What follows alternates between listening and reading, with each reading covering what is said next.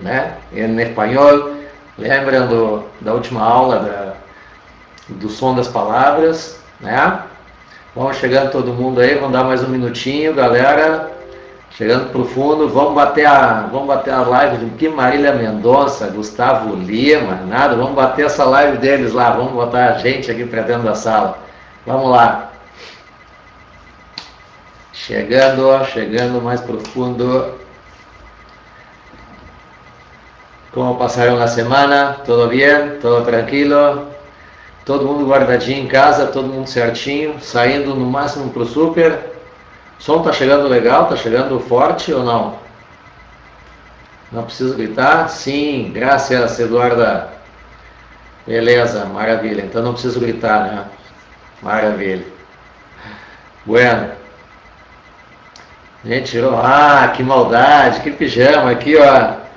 Camiseta Uruguai, aqui embaixo, ó, Uruguai. Leva o Uruguai no peito, aqui fora e dentro do peito. E aqui, ó, aguinha, beleza, preparadinho para dar aula para vocês, para meter um espanhol na veia. Essa do pijama. Que é isso, para evitar, ó, já vai dica, tá? Dica de quarentena. Primeira coisa que faz quando acorda, vai direto pro banho, porque se deixar passar 10 minutos, tomar café de pijama, já fica com pijama pro resto do dia. Isso aí esquece. Né? Isso aí é vamos dizer, quase o inevitável, né? Bueno, e para quem tem cachorro, ó, já bota a roupinha nos cachorros, já sai depois do banho, que é para dar aquela aquecida, aquela animada. Nada de café na volta. Porque senão cafezinho quente, bolachinha, a coberta chama e vai de novo, tá?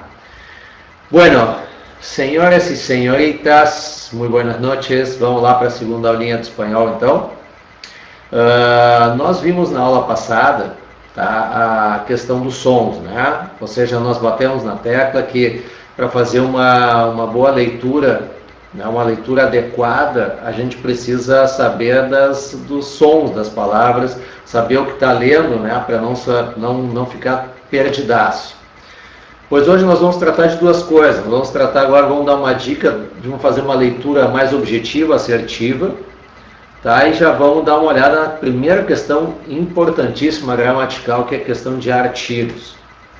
A questão da leitura, fazer a objetiva e assertiva, ela é fundamental, tá, pessoal? A gente tem que ter o tempo, num concurso como o vestibular, como o Enem, que o Enem também ele é bem extenso, ele é uma prova cansativa. Os textos eles podem ser longos também, então a gente tem que fazer desse tempo um aliado, né, e não um inimigo. E para fazer desse tempo um aliado e não um inimigo, a gente tem que ir no cerne sempre da questão.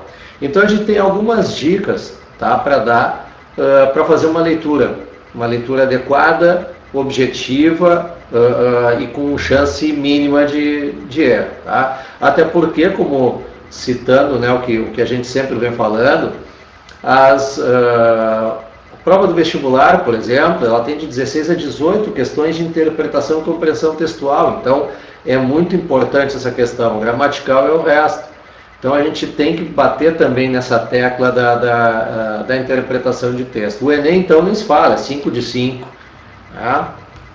E quando a gente pensa assim, são só 5 questões, mas são 5 que, se tu errar uma, tu já errou 20%. Então tu tem que ter assim, quase o melhor índice é o 0 de erro, né?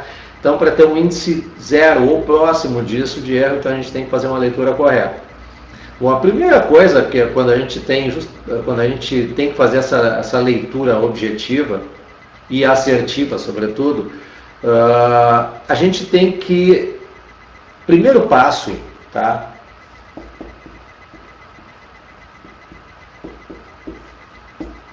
Ler o enunciado da questão.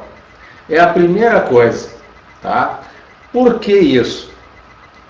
Antes de eu ler todo o texto, eu tenho que saber o que eu estou procurando dentro dele, certo? Ou seja, quando a gente pega, se alguém nos chama para ajudar a procurar alguma coisa, a primeira coisa que eu tenho que saber é o que é a coisa que eu estou procurando, né? Então, a primeira coisa é ler com atenção o enunciado, com muita atenção, se atendo às palavrinhas, e nisso, por exemplo, o Enem, para nós é mais, ele nos facilita um pouco, porque o enunciado é em português. Algumas coisas, a URGS, a tendência dos enunciados é ser em espanhol, mas o enunciado é tranquilo, tá? A questão é o enunciado da questão e as alternativas, tá? Mas sobretudo enunciado, com muita atenção para saber o que está procurando, antes de ir no texto. Às vezes é aquele textão todo e a resposta a gente já sabe onde encontrar, dependendo do que está procurando. Num segundo momento, título. A gente dá uma olhada no título da questão, do texto, perdão. O título, ele é a parte mais resumida de um texto. Então, muitas vezes, lendo o título, a gente já tem mais ou menos uma ideia do que vem pela frente. Se vai ser com uma conotação mais de informação, uma conotação opinativa, uma questão mais polêmica, uma questão daqui a pouco histórica. Então, assim, no título a gente já sabe. Então, tendo esses dois, sabendo o que a gente está procurando, e no título, onde muitas vezes, pasmem, né, se encontra a resposta, né? Às vezes a gente nem precisa ir até o texto para ter a resposta está lá no título, tá? Então, com muita atenção. Só voltando uma casinha, tá? A questão do enunciado, a questão da atenção do enunciado, tá? Só para citar, acho que foi de 2 anos, há 2 anos, 2018 ou 2017, 2 ou 3 anos, uma questão do Enem, por exemplo, do espanhol, onde citava um discurso do Pepe Mujica, né, o ex-presidente uruguaio, que ele estava dando um discurso para uruguaios que moravam no exterior, Nova York, se eu não estou enganado. E uma das questões dizia para que ele estava dava a entender que aquela narrativa era para o povo uruguaio, quando na verdade lá no enunciado, né, o enunciado dizia se era para o povo uruguaio ou não, e tal, se dizia, enfim, e no título já dizia que que era o discurso para uruguaios em Nova York. Ou seja, então aqui a gente já encontrava o que a gente estava procurando, tá? Então, essa questão marcou bastante. Voltando então, enunciado, título. Bom, depois, para fazer uma leitura correta, o ideal é a gente se contextualizar. Bom, a gente tem enunciado, título, não matamos aqui a charada, vamos para o texto então. Então a gente tem que entrar no contexto. Ou seja, contextualizar a situação que está sendo exposta através do texto. E isso, uma das primeiras coisas que a gente tem que saber é onde foi escrito o texto, tá? Ou seja, as referências. Que isso aqui a gente encontra lá na finaleira, né? Lá na finaleira do texto, a gente encontra, por exemplo, se é um artigo extraído de um jornal, de uma revista, acaba sendo colocado lá embaixo a página .es se é da Espanha, .ar se é da Argentina, ou El Clarín, ou El País, enfim, geralmente Espanha e Argentina, né, são as maiores provedoras, né, de fontes para as questões dos nossos concursos, tá?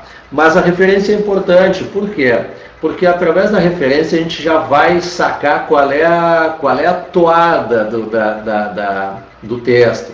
Ou seja, a gente vai saber, por exemplo, numa questão socioeconômica, numa narrativa daqui a pouco opinativa, a gente sabe que se ela vier da América Latina, Argentina, Chile, Colômbia, Uruguai, ela vai ter uma pegada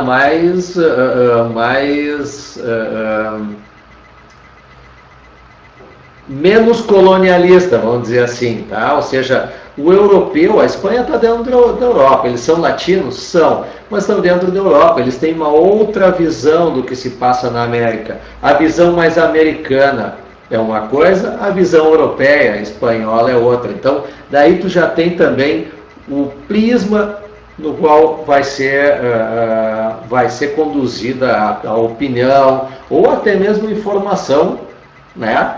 A gente sabe que as informações a gente consegue jogar. Bueno,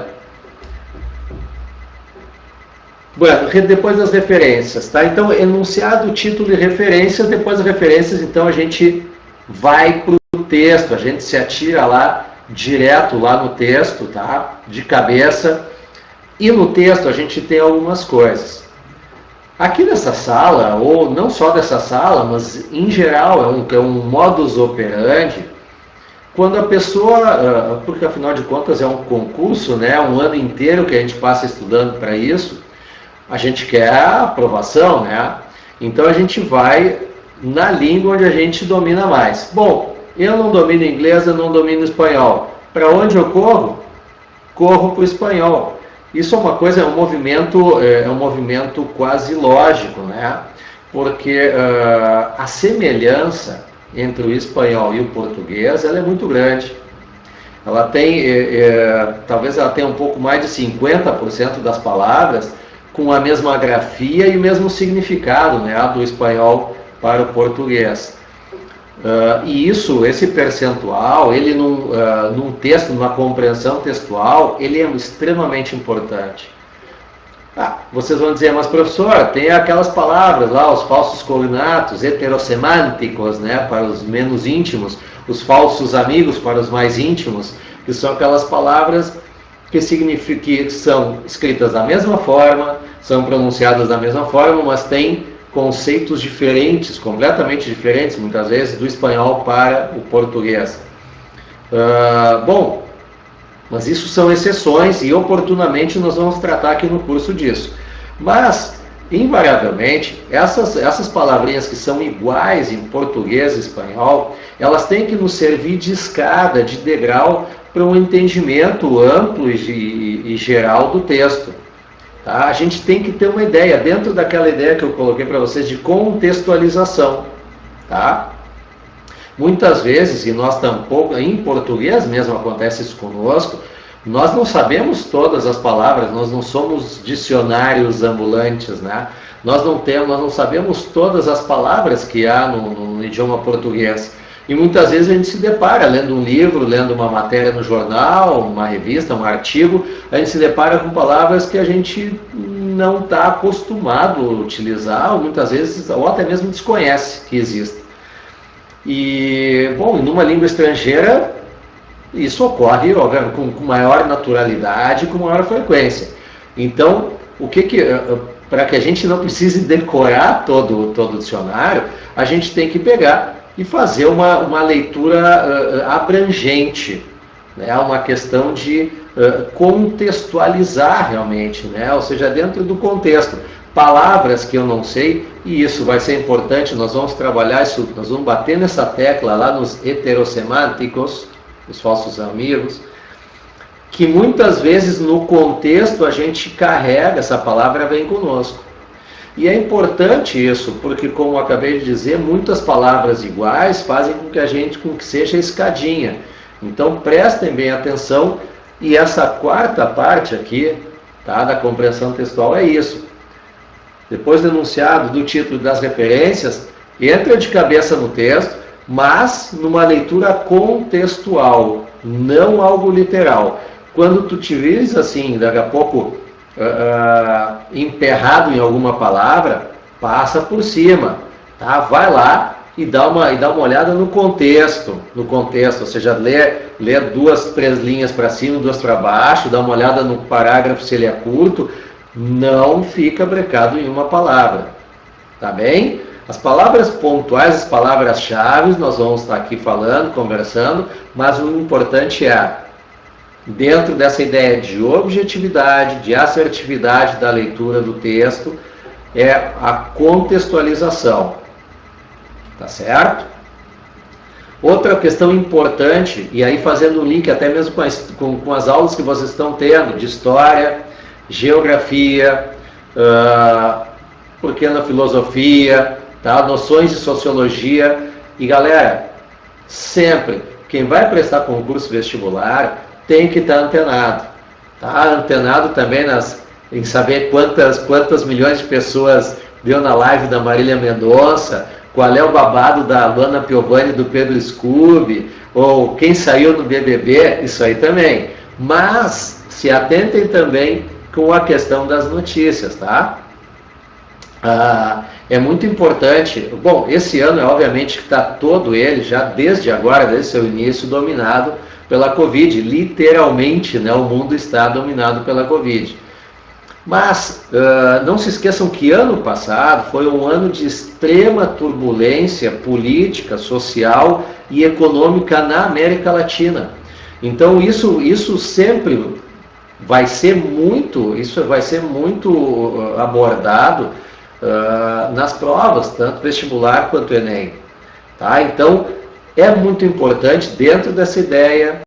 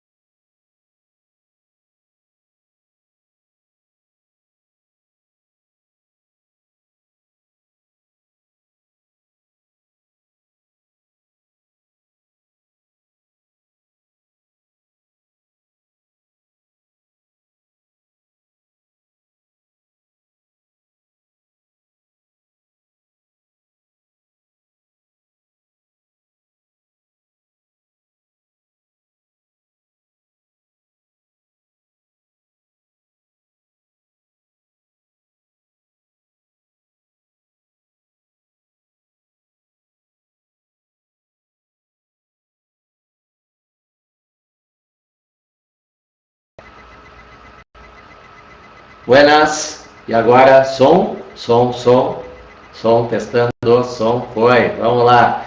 Pô, me jogaram para fora da sala só porque eu tô de pijama, Pô, que sacanagem, hein? Vamos lá, Sara, Fabiane, Eduarda, graças. Bom, como eu estava falando, né? Andressa, Tânia, graças. Como eu estava falando para vocês, a questão de vocês saberem o que está acontecendo, tá? A ideia de contextualização, tá? Para uma leitura assertiva e objetiva. É importante que vocês vejam o que aconteceu ano passado, que vocês saibam. Isso muitas vezes vai fazer a diferença para vocês no momento de entender o texto. Muitas vezes vocês vão ler o enunciado e daqui a pouco vocês só vão precisar confirmar dentro do texto aquela ideia que vocês já têm, aquele conhecimento que vocês já trazem na bagagem.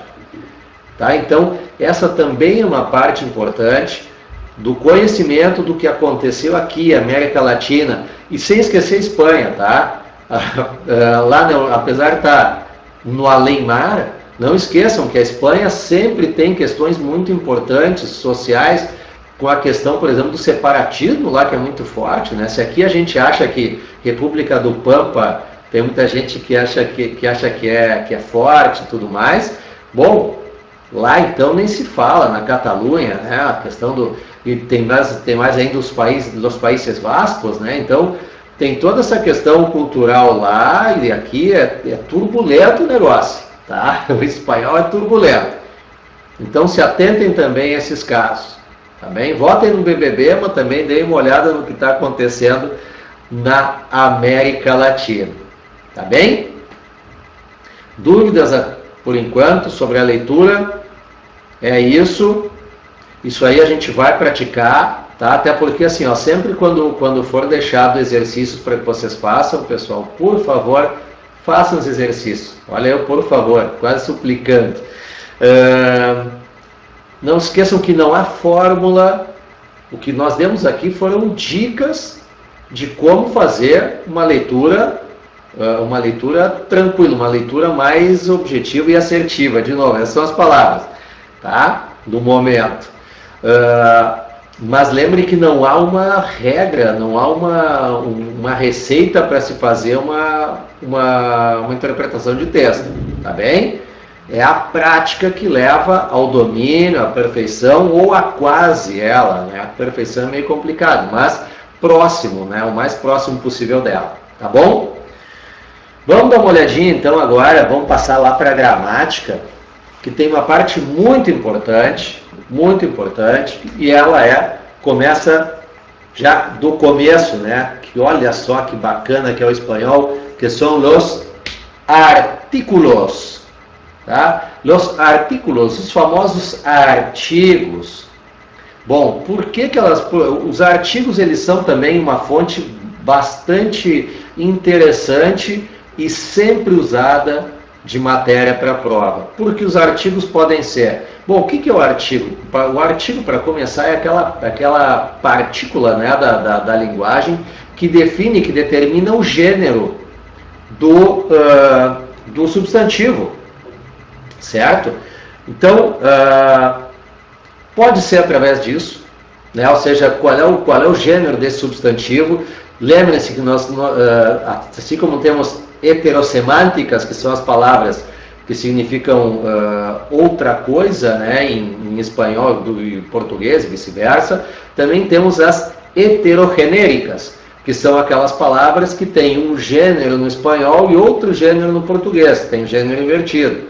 Então, esse é o tipo de questão que cai.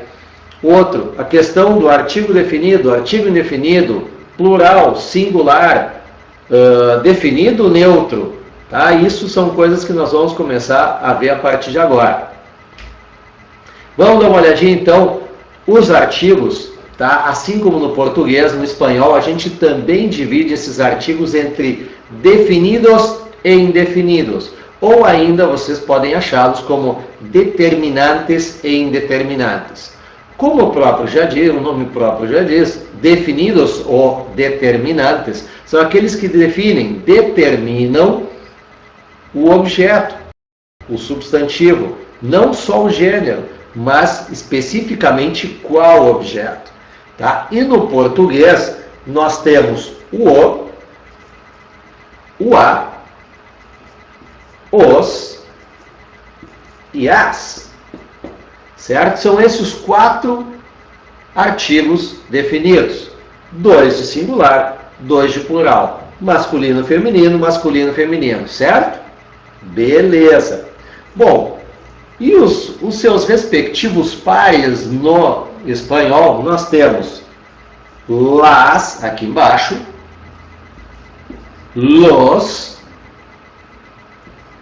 lá, e no raciocínio lógico, claro que eu vou botar aqui que é o lo, certo?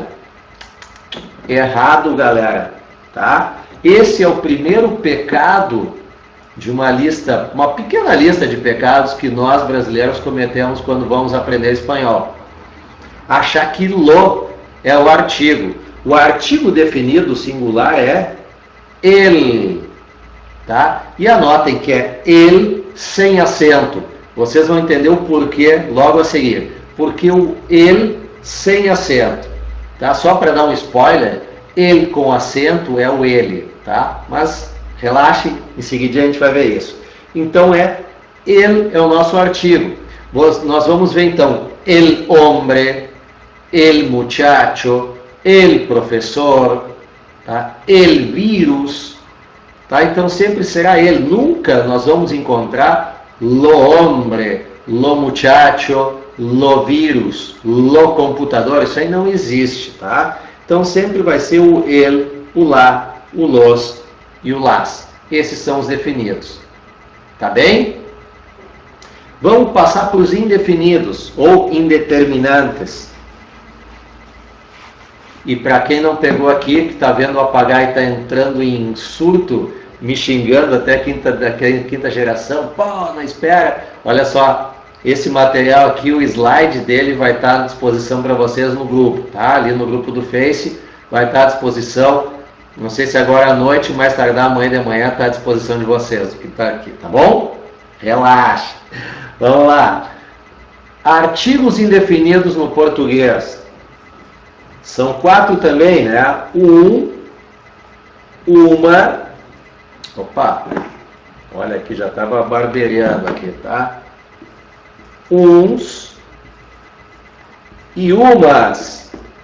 Certo? O indefinido ou indeterminante, como o próprio nome já diz também, ele não define nada, a não ser o gênero do substantivo, mas ele não especifica a qual objeto eu estou falando. Tá? Então vamos lá, vamos ver os nossos pares no espanhol. Aqui o feminino também não é problema e não causa problema nenhum. Olha aqui, ó, una e unas. Tá? O masculino sim, peço um alerta, primeiro para o plural, nada de uns, e sim unos. Tá? E um detalhe, uma atenção especial, mais especial ainda, no singular, tá? O singular, lembrem que no português o numeral e o artigo indefinido eles têm a mesma grafia. No espanhol isso não vai acontecer. O numeral é uno. Porém, o artigo indefinido, tá? Então nós vamos ter o quê? Um hombre, um professor, um aluno, um celular. Nada de uno hombre, uno celular. Certo, pessoal? Então, indeterminantes. Una, unos e unas. Tá bem?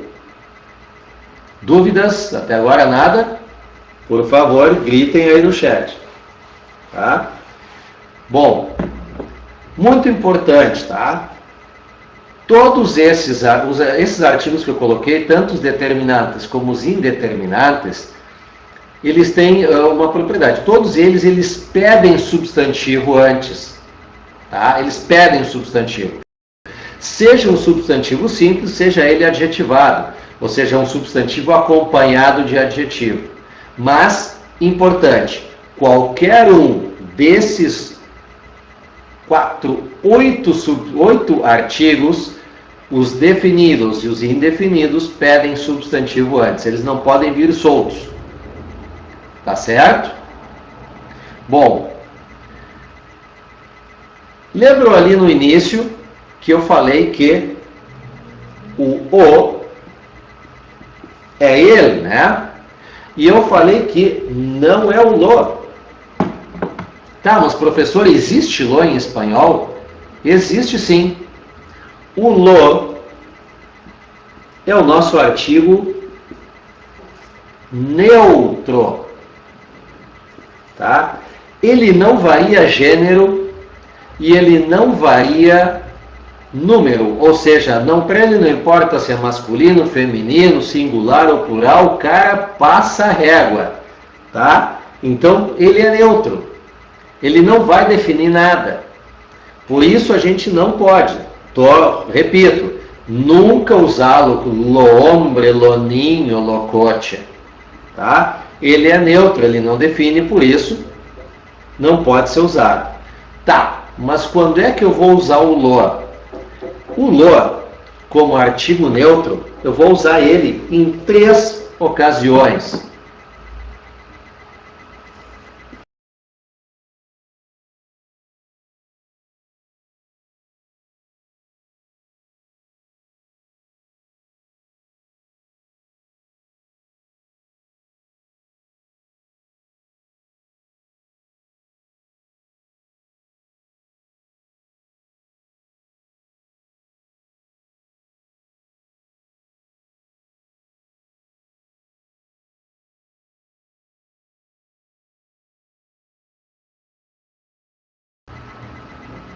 Prometo que eu não boto mais essa camiseta por baixo ou qualquer coisa que pareça pijama. A partir da próxima aula de vocês, é camisa, tá? Porque senão vocês ficam me jogando para fora da sala, assim não pode.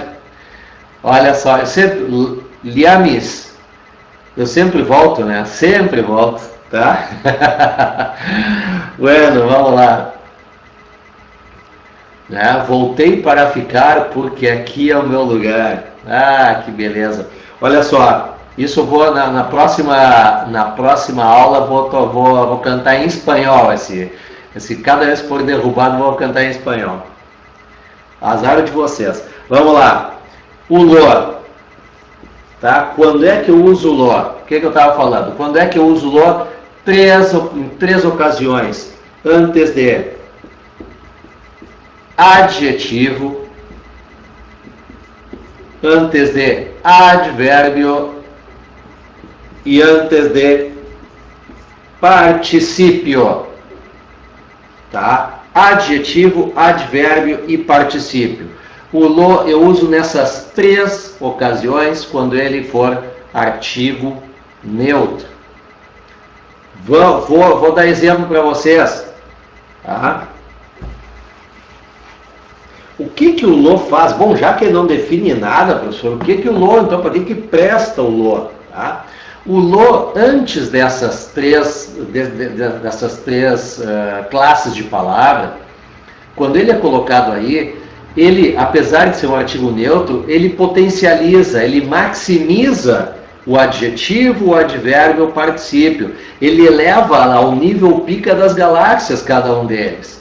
Tá? Ou seja, vamos dar um exemplo. Quando eu coloco o lo antes de adjetivo, quando eu uso, por exemplo, lo lindo, ustedes no saben lo lindo que es vivir em Montevideo. Ou seja, vocês não sabem o quão lindo, a coisa mais linda do universo que é morar em Montevideo. Se eu quiser usar com um advérbio,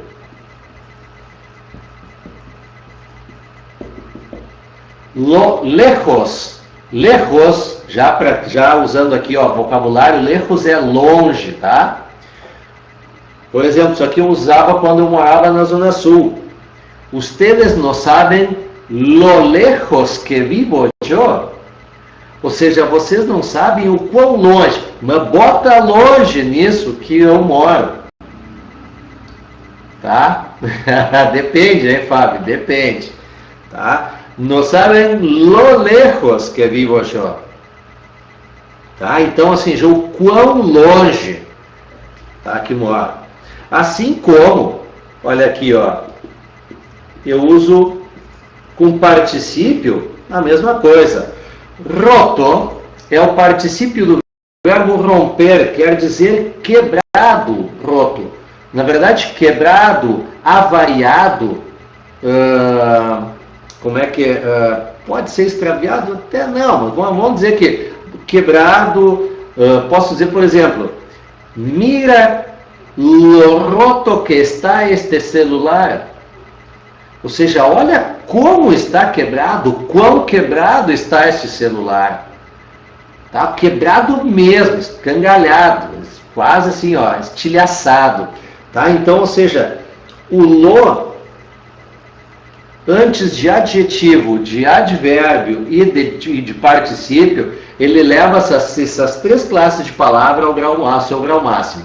Ou seja, antes dessas três, tá? Vamos botar assim, ó, a grosso modo, eu posso entender que ele significa, é o mesmo que quão. Quão lindo, quão longe, quão quebrado. Tá? Certo, pessoal? Bom, olha só.